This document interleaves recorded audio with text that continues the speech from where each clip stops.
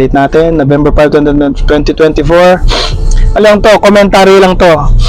Commentary video for the page Filipino Future. Ayun kasi, tapos tinag si Donald Trump.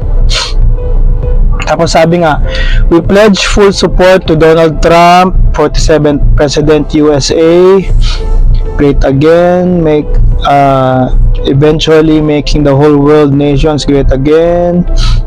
So, abolish banking cartel and liberate the wealth of the sovereign nations, including the wealth of the Philippines, secured by Ferdinand Marcos, that has been held hostage and hijacked by Illuminati, Jewish, Satanic, Kabbalist, Antichrist.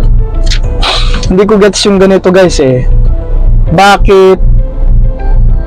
Ewan ko bakit may mga nasasaling Antichrist, Judaizers,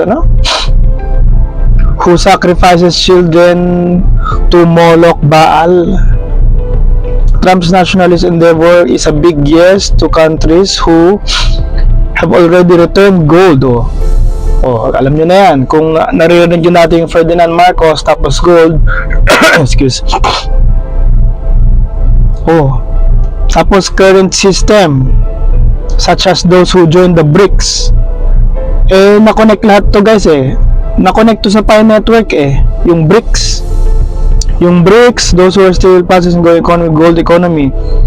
Trump won't privilege Filipino nationalists. Tapos, kinonect sa gold ni Marcos.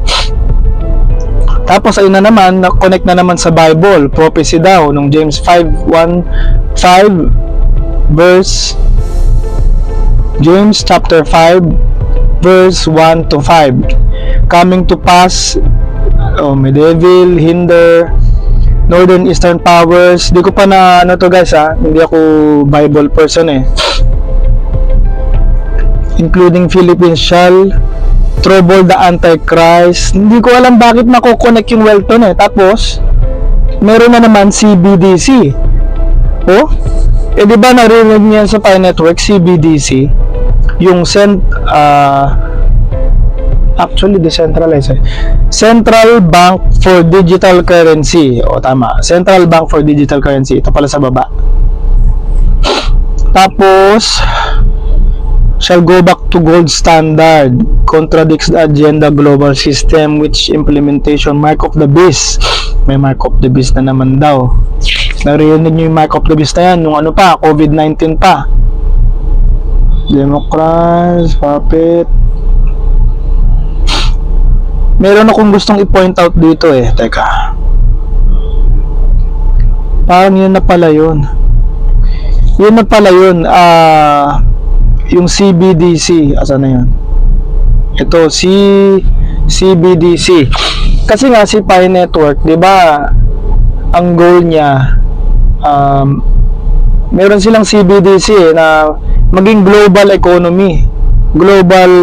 Dito yun eh. Global gold economy. Teka, basta nandito yun guys. Global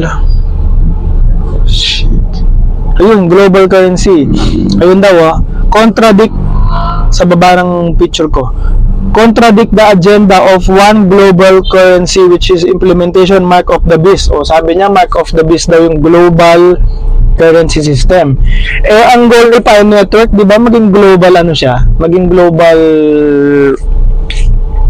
global currency si Pi Network. Pero kung i-analyze mo yung vision and mission ni Pi Network nga for everyday people. Lagi niyang binabanggit yun ilang beses, siguro 6 na ine-emphasize ng PiCore team na ang Pi Network for everyday people. Kaya lang ito namang post na to, yung Global One System daw, one global currency system. Kumbaga, one currency sa buong mundo is mark of the beast. Ewan ko ba. Okay nang bahala dyan sa post na yan, guys. Tapos, yun na nga, kinonek pa kay Donald Trump. Ayan o.